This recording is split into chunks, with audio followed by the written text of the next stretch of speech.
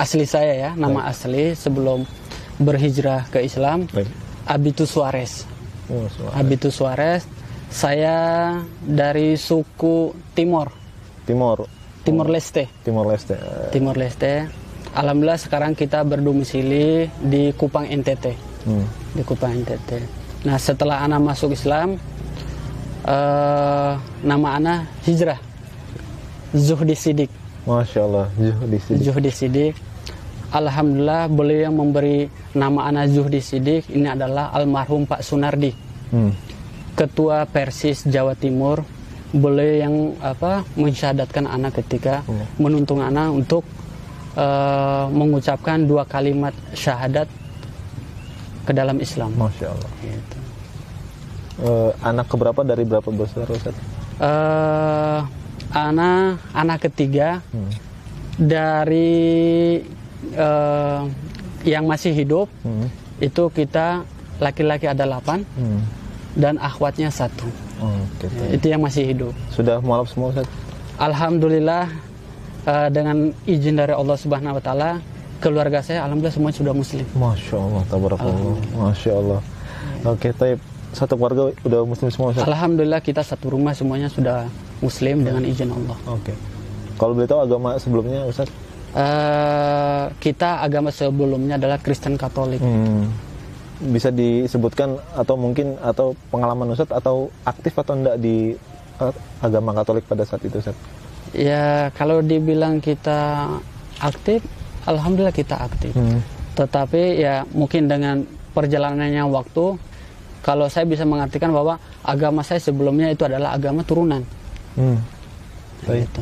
Terus bagaimana dengan agama keyakinan saya yang sekarang? Ini adalah keyakinan pilihan. Gitu, pilihan saya. Jadi ibaratnya ketika ini adalah agama turunan dari nenek moyang orang tua saya, tetapi ketika di sini seiring dengan berjalannya waktu, kita mencari yang mana yang benar. Oh iya benar. Akhirnya dalam perjalanan saya ini mungkin dengan hidayah dari Allah Subhanahu Wa Taala, akhirnya Allah menunjukkan jalannya ke saya, yaitu dengan agama yang sekarang, agama pilihan saya, yaitu agama Islam. Bagaimana ceritanya Ustaz hijrahnya, kisah dari Kristen Katolik sehingga menjadi seorang Muslim? Nah, bagaimana? Tafadhol Ustaz. Beberapa tahun ke belakang itu saya sempat belajar. Sebelumnya saya sudah sempat masuk agama Islam. Tetapi dalam perjalanan saya dalam Islam ini, ya mungkin karena hidayah Allah ini belum masuk, belum ada. Akhirnya saya terus mempelajari agama Islam. Di balik saya sudah mengucapkan 2 kalimat syahadat ini, saya sering bolak-balik ke gereja. Oh, berarti masih belum serius itu pada belum saat itu? serius. Jadi ibaratnya ketika hari Minggu saya ke gereja. Baik. Sebaliknya ketika hari misa, hari Natal saya ikut kembali ke agama saya sebelumnya. Tetapi seiring dengan berjalannya waktu, ketika saya sudah bisa membaca Al-Quran dan saya pertama kali menghafal surat Al-Ikhlas. Nah, dari surat inilah saya belajar bagaimana sih konsep ketuhanan dalam Islam itu. Dan ternyata ketika saya mempelajari surat Al-Ikhlas, dari sinilah saya melalui surat Al-Ikhlas inilah saya bismillah. Saya sekarang ingin menjadi seorang muslim yang benar. Jadi tidak setengah-setengah lagi. Alhamdulillah lewat surat inilah saya memeluk Islam dengan sepenuhnya, gitu sampai saat ini. Masya Allah. Gitu. Jadi dari surat Al-Ikhlas inilah, anak pribadi mengartikan surat Al-Ikhlas itu sendiri adalah logika. Logika. Karena apa? Ketika kita berbicara mengenai konsep ketuhanan, surat Al-Ikhlas sudah jelas. Gitu. Sudah menjelaskan semuanya. Nah, itulah anak mengartikan bahwa surat Al-Ikhlas adalah surat logika bagi anak pribadi.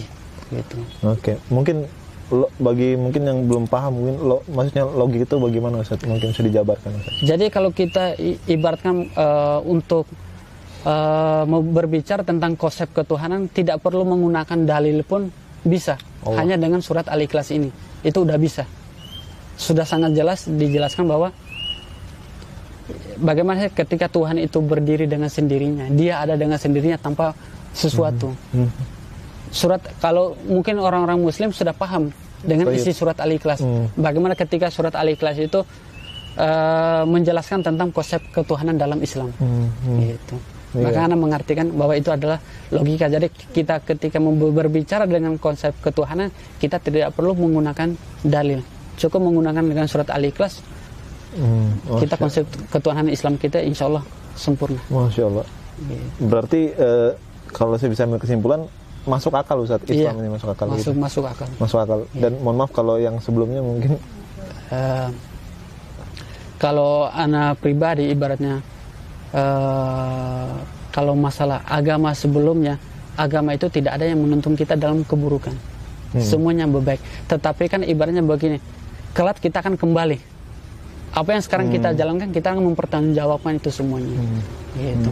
Anak pun tidak bisa mengatakan bahwa agama mana yang paling benar. Tetapi ada satu yang akan benar. Gitu.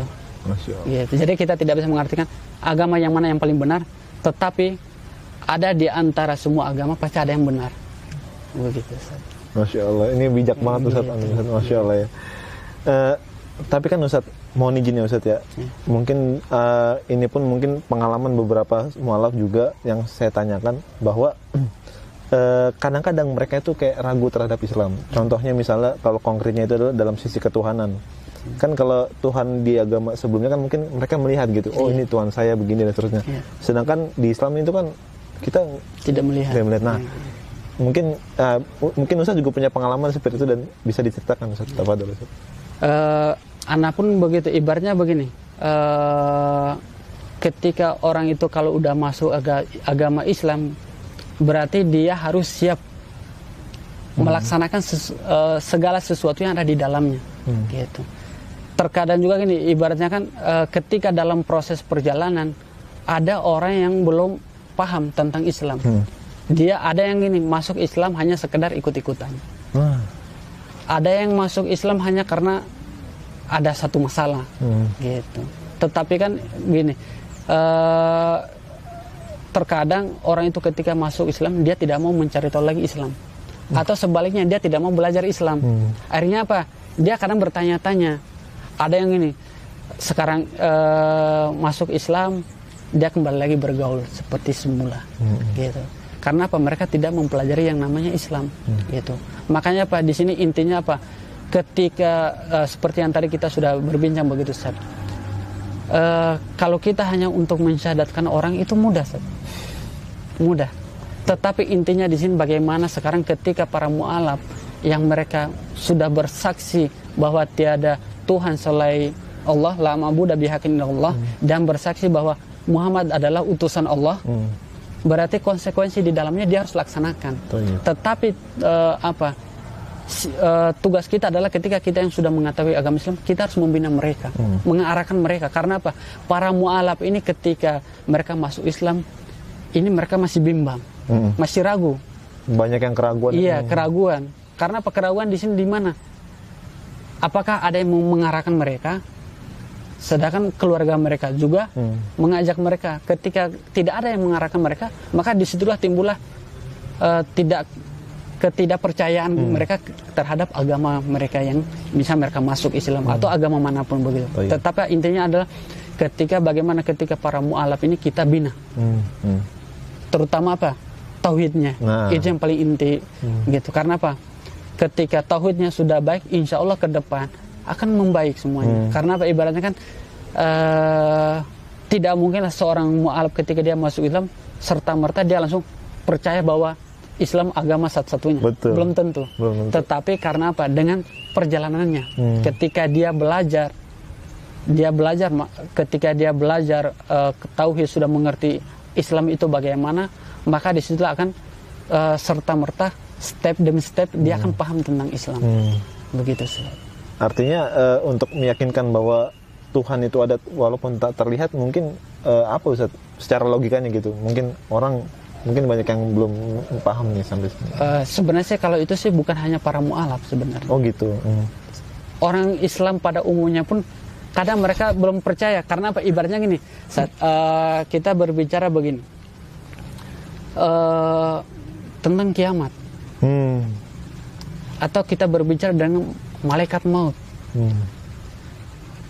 para orang yang asli Islam pun mereka belum tentu. Karena apa? Di sini adalah, makanya di sini konsep keimanan, iman mereka atau kepercayaan mereka terhadap alam gaib itu kurang gitu.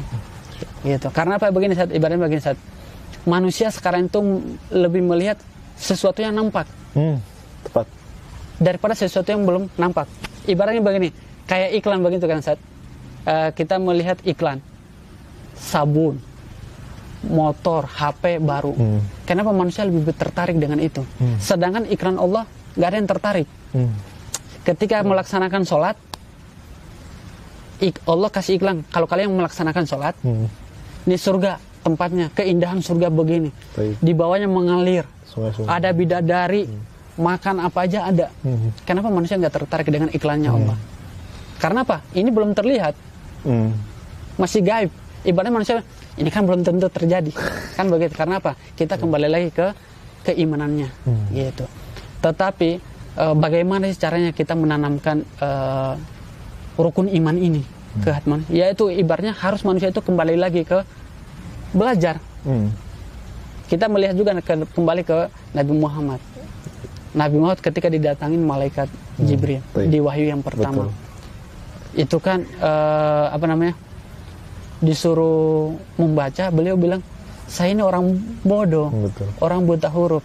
Tetapi ketika beliau mau belajar, kenapa di situ dituntut kita untuk iqra, suruh membaca? Ternyata kita dituntut untuk belajar, gitu. Terus kita untuk menaikkan akidah kita, keimanan kita, bagaimana dengan belajar? Gitu. Terus bagaimana dengan para mu'alaf, para ustadz, atau yang Islamnya sudah lahir, agamanya sudah baik? Ketika ada para mu'alaf, kita rangkul. Kita istilahnya mengajarkan mereka yang baik bagaimana. Untuk mereka, karena apa? Ketika ketika orang-orang soleh itu berkumpul, akan terbawa kan begitu. Suasana. Gitu. Sebaliknya ketika kita bergaul sama orang yang ibaratnya keimanannya masih rendah, ya kita akan terbawa. Begitu pula dengan para mu'alaf. Ketika ada yang masuk Islam, maka kita harus merangkul, membina, mengarahkan mereka ke yang baik. Maka insya Allah akan disitulah mereka merasakan kenyamanan. Maka ketika mereka sudah nyaman dengan Islam, maka mereka akan terus memperbarui niatnya untuk mengenal Islam itu. Nah, terkadang yang membuat para mu'alaf itu ragu karena kurang binaan itu. Baik, Ustaz. Gitu. Diangkat dulu, Ustaz. Mungkin penting. Oh enggak, lanjut aja. Lanjut aja. Oke, 1, 2, 3. Nah, tapi Ustaz, Masya Allah ya. Perlu banget, biarpun dia itu muslim dari lahir, ya perlu banget belajar gitu ya, supaya mereka tuh yakin untuk menjalankan syariat Islam, ya karena kenal dengan Tuhannya, siapa Allahnya gitu ya. Kadang ada orang yang kemudian dia malas menjalankan perintah Allah, ya karena dia nggak kenal siapa yang nyuruh gitu ya. Yang lebih aneh Ustaz, mereka lebih nurut sama dokter gitu. Iya, lebih dokter gitu. Dokter nyuruh ini, nyuruh itu, nurut gitu. Allah nyuruh ini kadang-kadang nggak mau. Allahu Akbar. Karena begini, konsep manusia itu ibaratnya begini, karena satu yang anak merasakan, yaitu karena apa? Rukun iman, rasa imannya terhadap yang gaib ini belum. Gitu. Karena apa? Konsep manusia sekarang adalah kita menjalani apa yang ada, apa yang terlihat dengan mata. Gitu. Karena apa? Ibaratnya ini, sesuatu yang belum terlihat, sesuatu yang gaib, ibaratnya sekarang kan belum tentu terjadi. Gitu. Maka manusia sekarang itu hanya melaksanakan, ini enak laksanakan, ini yang enak dilaksanakan, tanpa mereka memikirkan bahwa apa yang kita laksanakan ini masih dalam pengawasan begitu. Baik, Ustaz. Ke pertanyaan selanjutnya, Ustaz. Mungkin Ustaz bisa ceritakan apa pengalaman Ustaz paling sulit pada saat menjadi seorang mu'alaf, terkhusus apalagi Ustaz kan dibesarkan di NTT ya, atau di Timor ya, tadi Ustaz sempat bilang. Nah, mungkin kan di kultur di sana kan mayoritas Kristen ya Ustaz ya. Nah, bagaimana Ustaz bisa menghadapi di sana, dan kemudian apa kesulitannya pada saat itu Ustaz? Tafadhol. Sebenarnya begini, kalau untuk daerah NTT ya kita mayoritas adalah non Muslim. Mayoritas. Mayoritas. Jadi Islam itu minoritas. Nah, tetapi alhamdulillahnya untuk daerah NTT ini toleransinya sangat baik. Oh, Masya Allah. Ya, toleransinya baik. Tetapi ternyata di sini kita ibaratnya kembalikan lagi ke diri kita pribadi.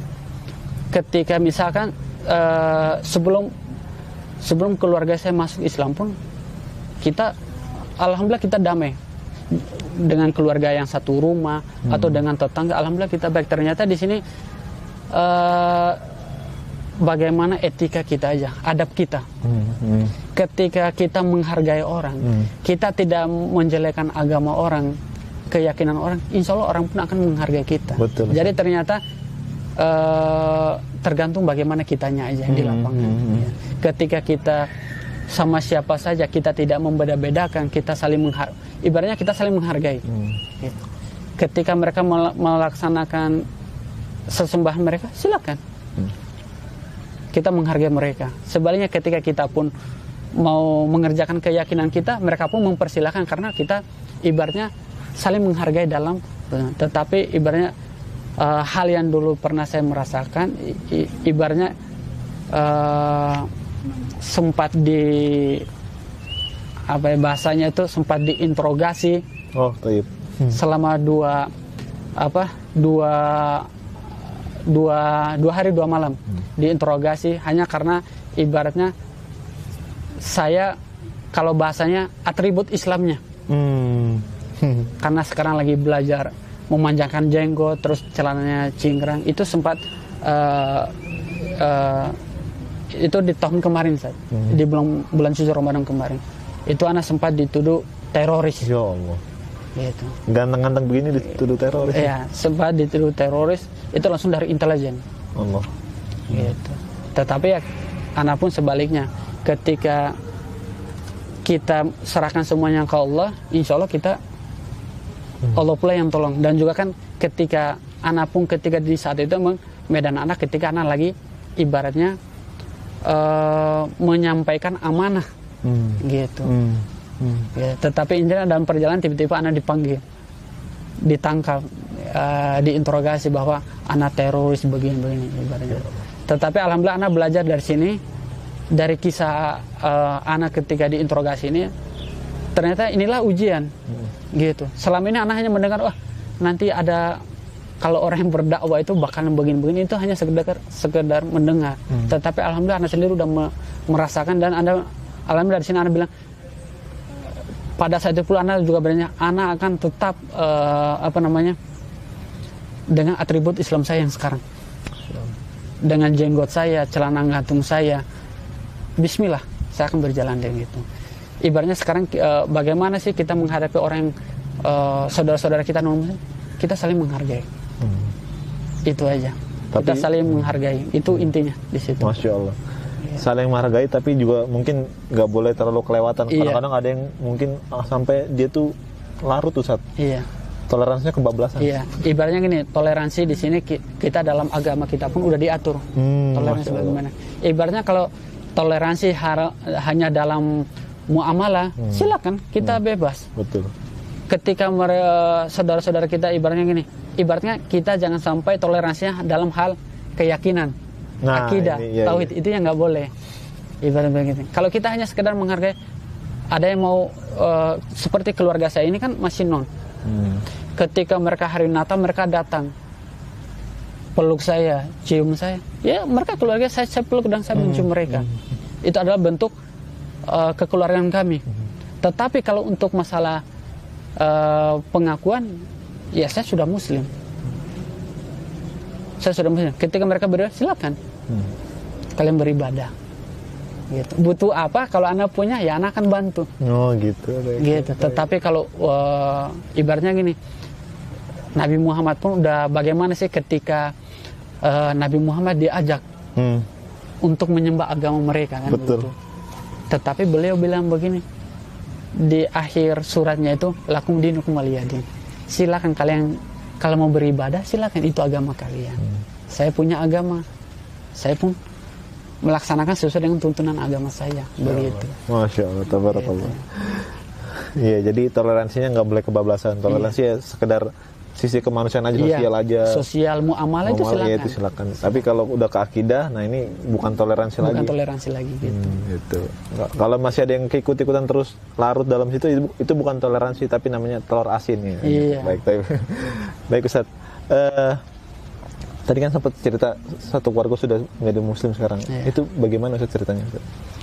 Alhamdulillah keluarga anak kan alhamdulillah udah muslim semuanya. Baik. Iya, sebenarnya bukan di tempat anak ini Ustaz. Alhamdulillah di lingkungan kami ini ya lingkungannya non muslim dan juga anak-anak muda di sana itu Ustaz. Kalau bahasa kita itu moke. Apa moke itu? Minum. Oh, taib.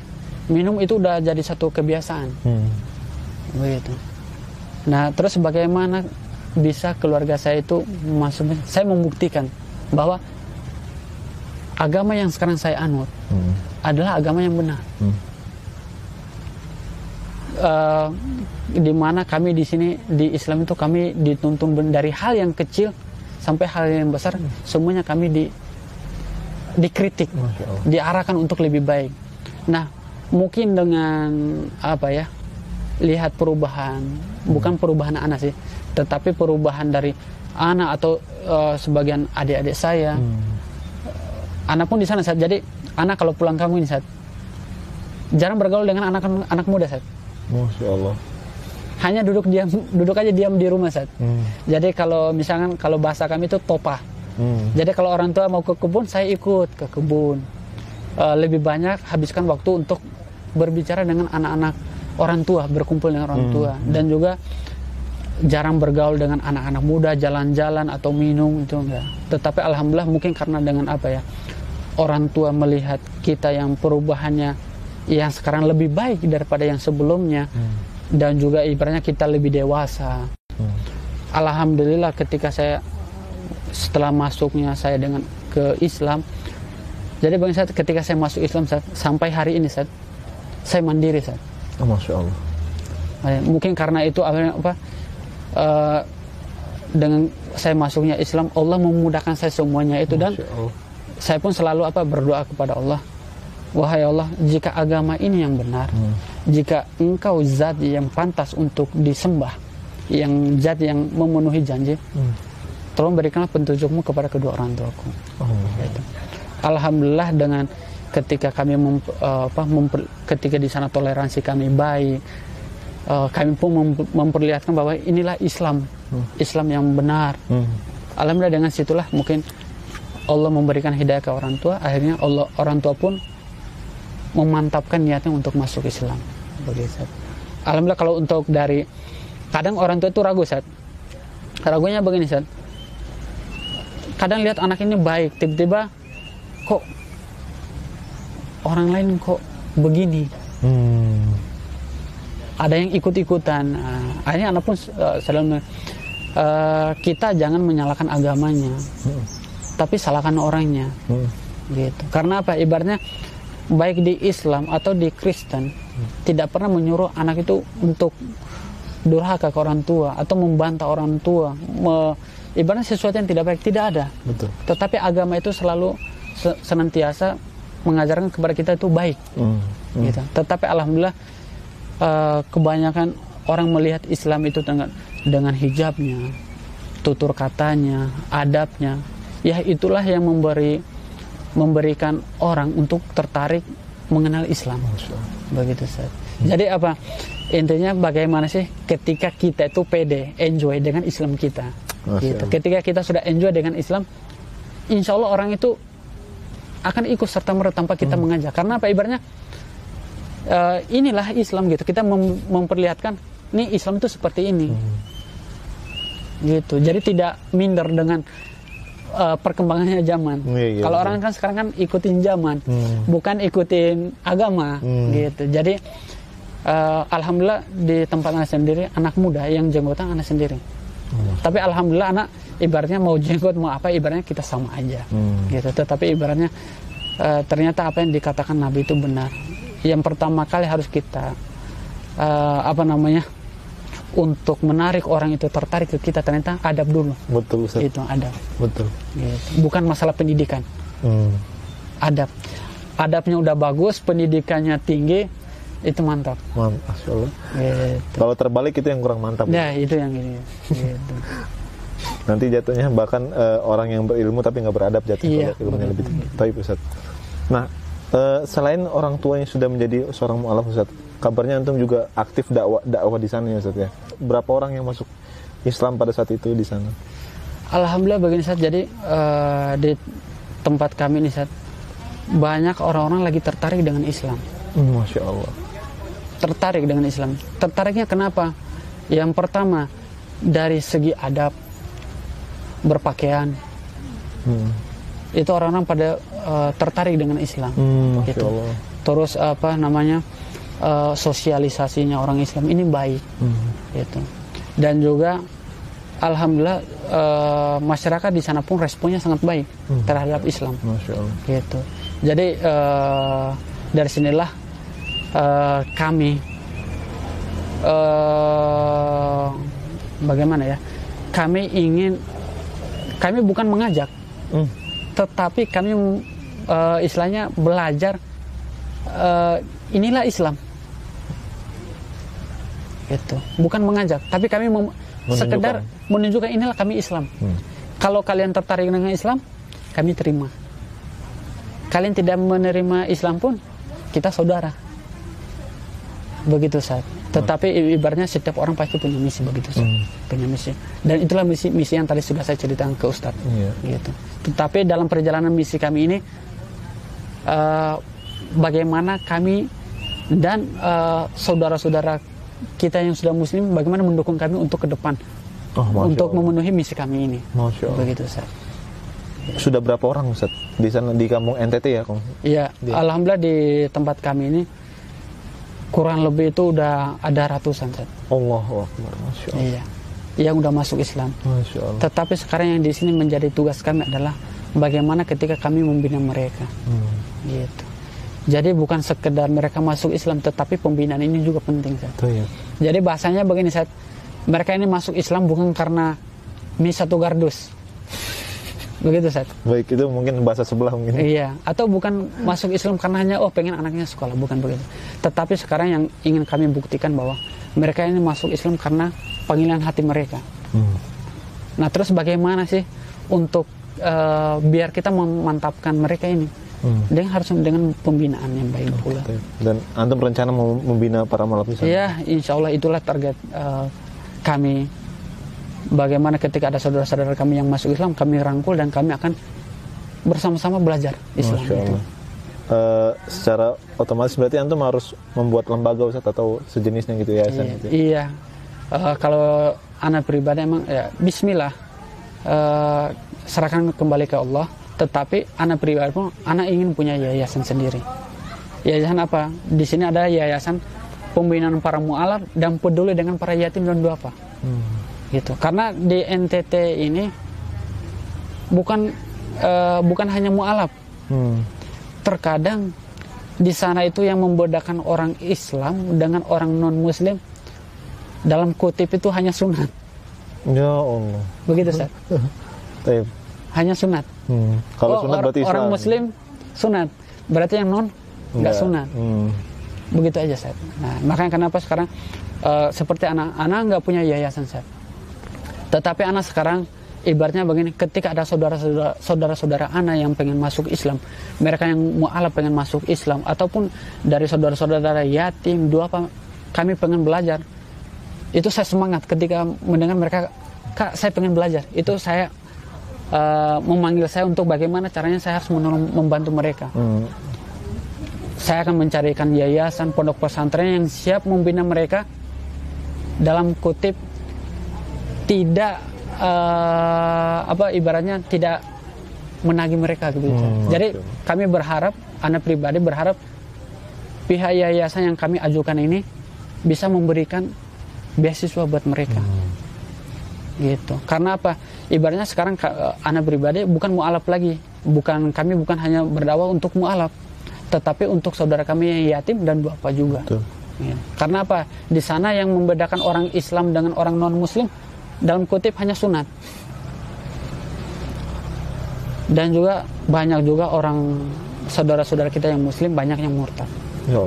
Karena apa? Dalam kutip kurang pendidikan, kurang pembinaan, kurang ilmu ya. Iya, kurang ilmu. Karena begini saat khususnya di daerah kami saat sekolah Islam ini belum ada. Ya Allah. Sekolah Islamnya belum ada. Jadi kadang sangat miris kalau ketika ada mu'alaf masuk Islam hanya sekedar disadatkan. Tetapi yang sekarang adalah pembinaannya itu saja. Gitu. Makanya anak sendiri, anak serahkan ke Allah. Kalau Allah lebih tahu lah yang mana yang baik buat anak. Kalau Allah misalkan kata Allah, Jodi, nih ada yayasan buat kamu membina, bismillah. Tapi kata Allah, kamu belum pantas. Ya anak sekarang hanya berjalan cari yayasan yang mana yang siap bekerja sama dengan anak untuk membina para mu'alaf, yatim dan duafa di NTT. Gitu. Masya Allah. Artinya mungkin bagi para sahabat ngaji Ciraos pun bisa mungkin support ya Ustadz ya. Iya. Dengan nanti silakan hubungi Ustadz aja gitu ya. Ya, Insya Allah. Hubungin, biasanya Ustadz ini memang banyak sekali memualafkan orang di sana ya Ustadz ya. Banyak yang mualaf dan banyak juga yang laporan ke Ustadz, dan Ustadz merekomendasikan ke yayasan. Iya, ke beberapa yayasan di Pulau Jawa. Adapun juga di Jabodetabek. Alhamdulillah kayak 2 minggu yang lalu itu ada adik kita yang dari NTT yang masuk Islam. Masuk Islam karena anak nggak punya yayasan begitu kan Ustadz. Akhirnya anak galang dana ke beberapa donatur atau kita kerjasama dengan beberapa yayasan, salah satunya MCI atau dengan beberapa yayasan yang lain yang mereka membantu membiayai perjalanan mereka dari NTT ke NTT. Dan alhamdulillah ada juga beberapa kaum muslimin yang dermawan yang alhamdulillah udah saat biar ada yang ngasih uang jajan buat mereka. Itu alhamdulillah buat saya alhamdulillah udah bahagia, walaupun saya nggak punya yayasan. Ketika adik-adik kami diterima dengan baik, ada yang siap membiayai mereka sekolah sampai kuliah, sampai pendidikan, itu udah cukup membuat saya bahagia. Walaupun saya nggak punya yayasan begitu. Itu aja ketika ada pondok salah satu yayasan udah terima adik-adik kami ini, saya udah bersyukur. Masya Allah. Begitu aja. Kalau saya sih ibaratnya nggak punya yayasan, bukan jadi satu hal sih untuk dalam berdakwah. Tetapi ketika ada yayasan menerima mereka, itu saya tafadhol silakan membina. Yang penting membina adik-adik saya harus jadi. Gitu. Masya Allah. Dan juga anak ketika mengantarkan adik saya ke beberapa yayasan ada perjanjian juga. Ketika dalam jangka kurun waktu sekian anak ini belum ada perubahan, maka anak akan keluarkan. Anak akan cari lagi ke tempat yang lain. Karena apa? Mereka ini adalah aset kami. Para mu'alaf yang aset kami dalam apa? Ketika dia gagal, keluarga dia gagal. Karena begini, ketika keluarga dia udah menyerahkan dia masuk Islam, berarti ini aset yang berharga, harus dijaga, harus dibina. Ketika dia sudah dibina dengan baik, aset ini yang akan mengajak keluarganya, bukan saya lagi. Masya Allah. Begitu Ustaz. Masya Allah. Luar biasa antum Ustaz, Masya Allah. Gitu. Mudah-mudahan Allah mudahkan selalu berkah dan seterusnya insya Allah. Ustaz, kalau boleh tahu Ustaz, antum punya ayat favorit nggak dalam Al-Quran yang membuat antum tuh semangat menjalani Islam itu Ustaz?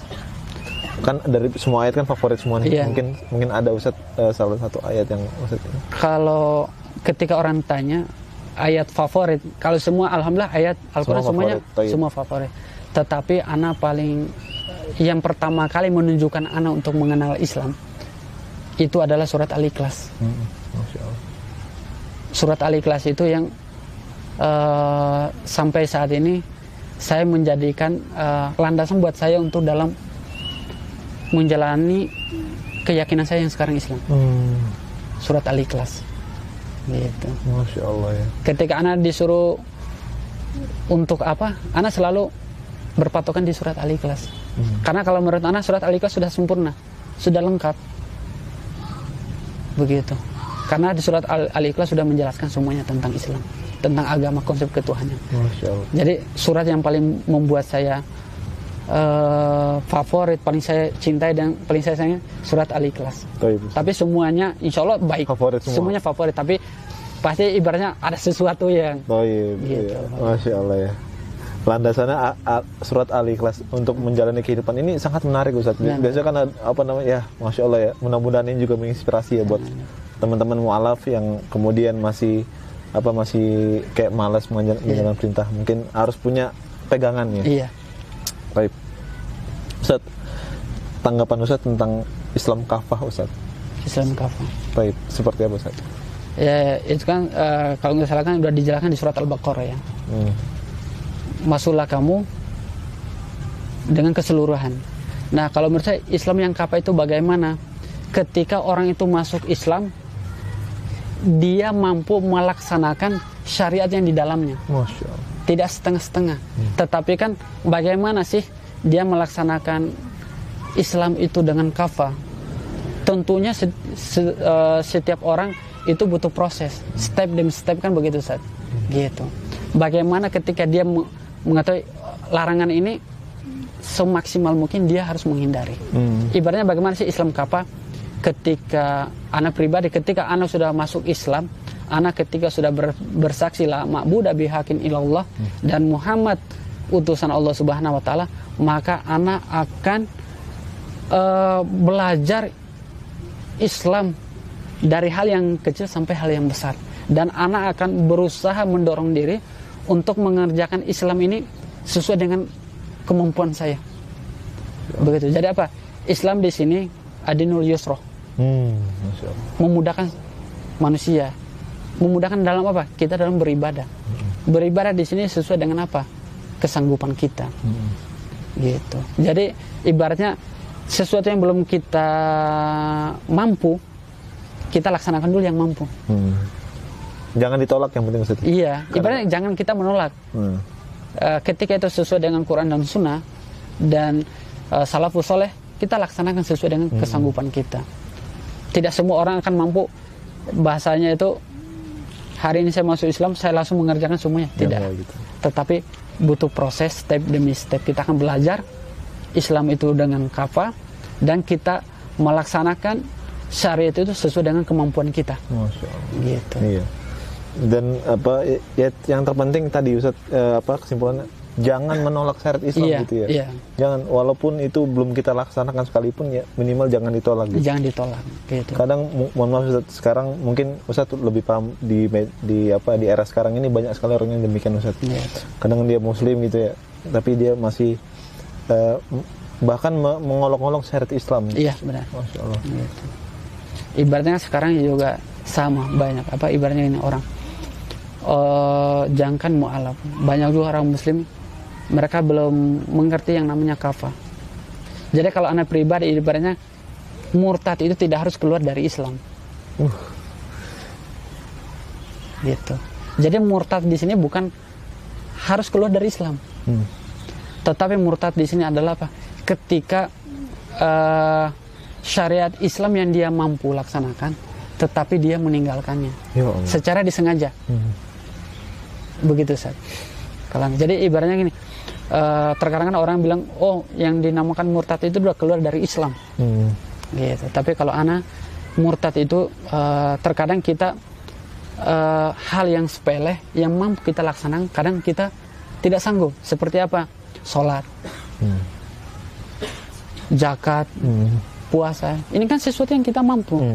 Tetapi kan ternyata kita ini hal yang mudah, tapi hal yang mudah untuk kita laksanakan, tetapi kan kita anggap ini sepele. Jadi sengaja untuk meninggalkannya. Nah, itu yang membuat kita itu keimanan kita ini kurang stabil, kurang baik begitu. Mudah-mudahan orang yang demikian diberikan hidayah itu ya, untuk selalu mengenal Islam. Tapi Ustaz, mungkin kalau ada pesan-pesan untuk kaum muslimin dimanapun mereka berada, khususnya yang lagi nonton ini, Ustaz mau pesan apa Ustaz? Kalau pesan anak sih, ibaratnya sekarang di era sekarang kita harus kembali lagi ke Al-Quran dan As-Sunnah. Masya Allah. Sekarang kita harus lebih memperbanyak diri untuk belajar agama. Itu. Kalau pesan saya adalah satu-satunya adalah kita kembali lagi ke Islam dengan belajar. Ya. Karena apa? Yang Ana menyaksikan secara langsung. Jadi Ana pernah ada sedikit penelitian begitu, Ustaz. Bahasanya itu ya. Jadi kita melakukan wawancara, Ustaz.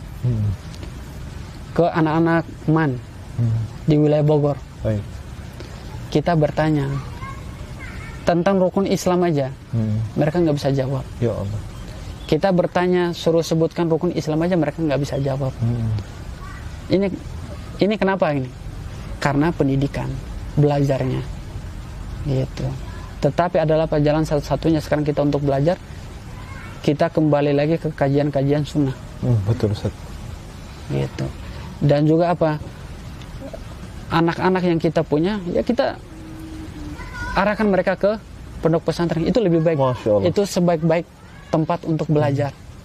Sekarang ini anak-anak muda-mudi sekarang, mereka sudah tidak tahu tentang Islam. Mereka hanya taunya pakai jilbab, tapi nggak tahu makna dari jilbab itu apa. Mereka sholat hanya ikut-ikutan. Begitu. Ketika ditanya ini nggak tahu. Karena apa? Mereka melandaskan, saya kan Islamnya turunan. Begitu. Makanya apa? Kalau pesan Ana adalah sekarang kita harus kembali lagi ke belajar lagi. Baik. Belajar tentang Islam. Gitu. Baik.